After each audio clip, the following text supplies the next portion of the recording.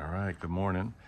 Another beautiful day today. Good day to do a little bit of work on the truck camper.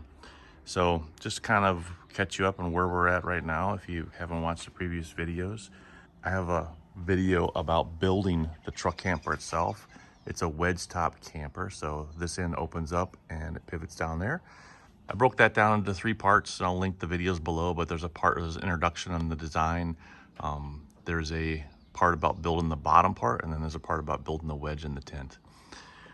There's also some videos on how to build the battery box. So that battery box contains a 24 volt, 100 ampere hour battery in the bottom. It's a lithium iron phosphate battery in the bottom.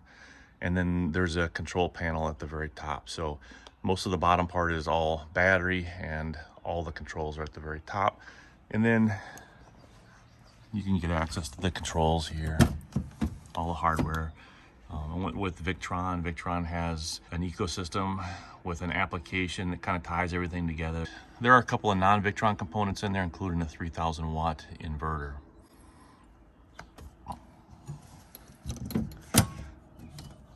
So on the input side over here, you can plug this into your house and charge it through your house, but it also takes solar. So the solar is mounted on the roof here, and I do have some videos on how to mount that solar panel up there and fabricate those custom brackets that you see right there. On the other side, you can see the fridge. That's the black box right there, that fridge. And I built this whole thing so that it would fit together, so that that box would sit up in the front and the fridge would sit right next to it. And so the fridge will open on the side like this, so I can get into access to the fridge. So the fridge is running, and the battery also has outputs on this side currently, so they're wedged in between the refrigerator and the box itself. And there's 12 volt and then also the 120 volt AC outputs right there that you maybe can see a little bit through that crack. All right, so we've made a lot of progress with the build. You know, we have a DIY wedge top camper. We have a DIY battery box. We've got a nice place for the fridge here. But there's still some things that I want to work on. And what I want to do is lay out some of my thoughts for the work that I have, and then these will also be upcoming videos. So first of all, I'm going on a trip later this summer, and I'll be heading out to kind of Utah and Wyoming and Montana, you know, to travel some of the national parks out there like Moab and Zion and Yellowstone. And during that time period, I'll be recording the adventure and bringing that videos to you. So be on the lookout for some of the videos from those places. You know, they're spectacular out there. I've never been out there before. It's one of my kind of goals to build this wedge top campers, to get out there and enjoy some of those areas.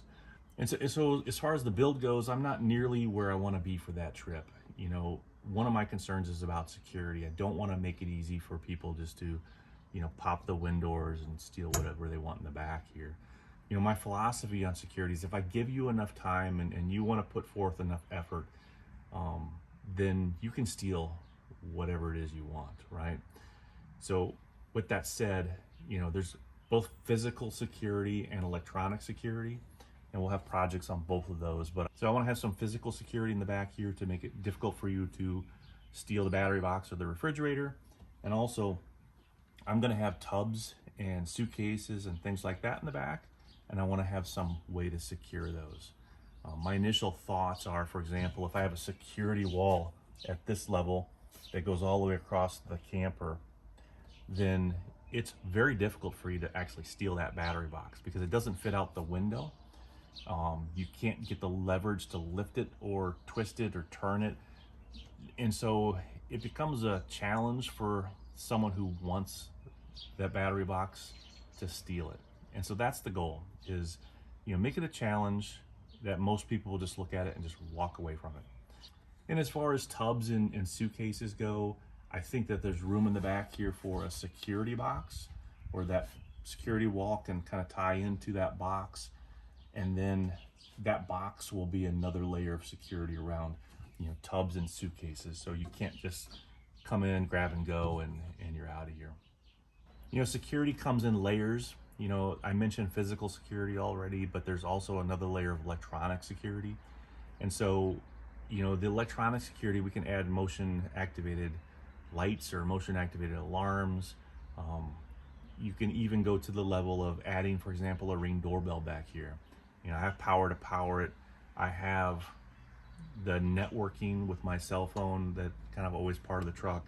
So, you know, those things are certainly a possibility and kind of easily accomplished. So we'll look at both layers, physical and electronic security, in upcoming projects.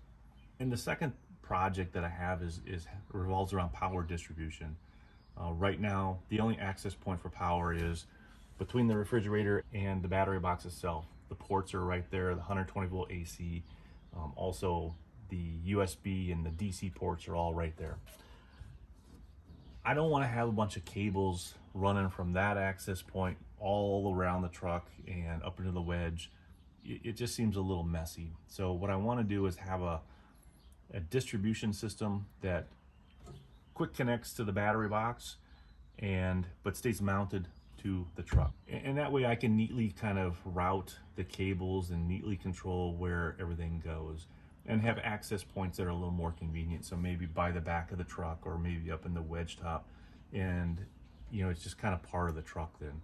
You know, one of my other goals with the power distribution is, you know, I have this big battery box, which you can see, but I also have a smaller jackery unit that, you know, sometimes for smaller trips, I just throw the jackery in the back and we're good to go.